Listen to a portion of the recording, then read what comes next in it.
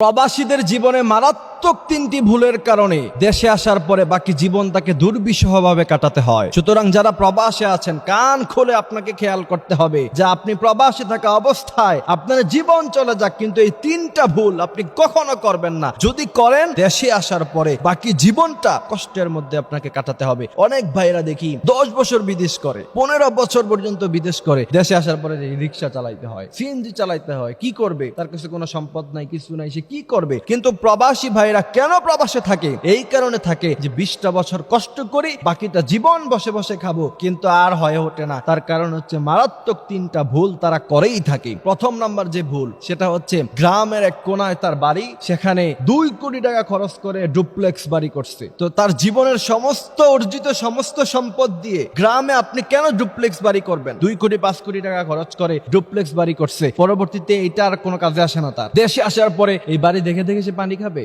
আপনাকে আমি পরামর্শ করতে চাই, প্রবাস জীবনে যারা আছেন, আপনি 1 কোটি 2 কোটি 3 কোটি টাকা খরচ করে গ্রামের কোনায় মহল্লায়, আপনার গ্রামে অজপাড়া এক গ্রামে আপনি এত কোটি টাকা খরচ করে আপনি যদি বিশাল বাড়ি করেন, আপনার কোনো কাজে আসবে না। এর চেয়ে ভালো শহরের মধ্যখানে কোনো জায়গা কিনে যদি আপনি সেটাকে ভাড়াই চালাইতে পারেন, তাহলে আপনি যদি একটা 5 তলা ফাউন্ডেশন করে বাড়ি করতে পারেন, দেশে আসার পরে আপনার কোনো কষ্ট থাকবে না। আপনি সেখান থেকে ভাড়া নিয়ে বাকি জীবনটা আপনি কাটাতে পারবেন। আপনাকে সেই ব্যবস্থা করতে হবে যে আমি দেশে আসার পরে যে সেখান থেকে আমার একটা আর্নিং হয় এবং আমি বসে বসে আমি খেতে পারি। আমি আপনাদেরকে পরামর্শ দিব, এত কোটি টাকা খরচ করে গ্রামের অজপাড়া গায়ে আপনি বিল্ডিং করলেন, বাড়ি করলেন, শেষ পর্যন্ত দেখা যায় যে বাড়ি করছে সম্পূর্ণ নিজের টাকা দিয়ে। এখন ভাই বোন সবার মধ্যে এটা ভাগ বটোয়ারা হয়, সে কিছু বলতেও পারে না, বললে তাকে ফ্যামিলি থেকে তাকে আউট করে দিবে। মনে হয় যে সে কামাই করে, সে বাড়ি করছে, মনে হয় যে সে এই বাড়িতে কোনো অধিকার পায় না। এমন অসংখ্য প্রবাসীদেরকে আমি কান্না করতে দেখেছি, বলছে হুজুর 15 বছর ইনকাম করে একটা বাড়ি করেছি, সেই বাড়িতে আমারই ফ্ল্যাট নাই, আমারই জায়গা নাই। আমার মা বোনেরা বাড়িতে গেলে, গ্রামে গেলে আমাকে তারা অপছন্দ করে, তারা চায় যে আমি আবার বিদেশে চলে যাই, আবার টাকা ইনকাম করে তাদেরকে বসে বসে খাওয়াই। সুতরাং এই বিষয়টা মাথায় আমাদেরকে অবশ্যই খেয়াল রাখতে হবে। দ্বিতীয় নাম্বার হচ্ছে, অনেক প্রবাসী ভাইরা বউর নামে অ্যাকাউন্ট করে।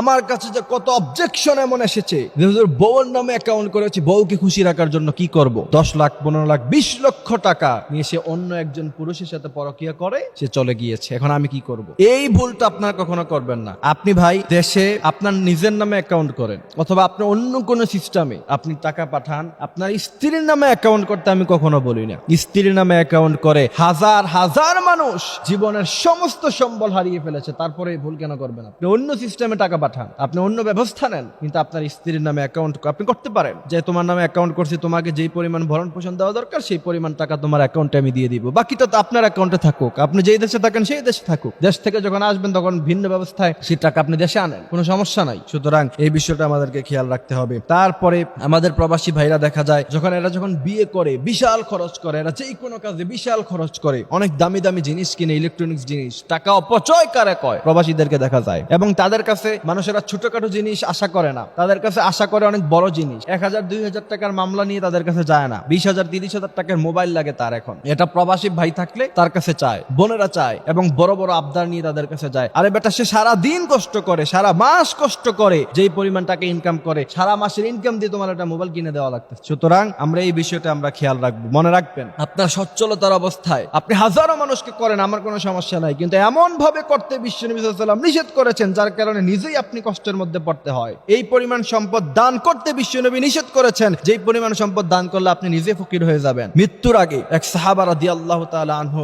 বিশ্বনবীর কাছে বললেন, ইয়া রাসূলুল্লাহ, আমার সমস্ত সম্পদ দান করতে চাই। বিশ্বনবী বলছেন, অসম্ভব, তোমার ছেলে মেয়েরা পরবর্তীতে ফকির হয়ে যাবে। বলছেন, অর্ধেক দান করতে চাই। বলছে, অসম্ভব। বলছে, 3 ভাগের 1 ভাগ দান করতে চাই। তখন বিশ্বনবী বলছেন, এটা করতে পারো, তাও আলোচনা করে। সুতরাং এই বিষয়গুলো আমাদেরকে খেয়াল রাখতে হবে। আপনি অনেক টাকা ইনকাম করছেন, 10টা পরিবার আপনি চালাইছেন, চালান, এতে কোনো সমস্যা নাই, ভালো কাজ। কিন্তু পরবর্তীতে দেখা গেছে যে আপনার ছেলে মেয়ের কিছু নাই, এইটা করতে বিশ্বনবী নিষেধ করেছেন। ভারসাম্যপূর্ণ জীবন ব্যবস্থা পরিচালনা করতে হবে, এবং এই ভারসাম্যপূর্ণ জীবন যারা পরিচালনা করতে পেরেছে তারাই বাকি জীবনটা সুখী থাকবে। প্রবাসী ভাইদের যে কষ্ট, আমি দোয়া করি আল্লাহ পাক তাদের জীবনে সর্বোচ্চ সফলতা, দুনিয়া এবং আখিরাতের সফলতা দান করুক, আমিন।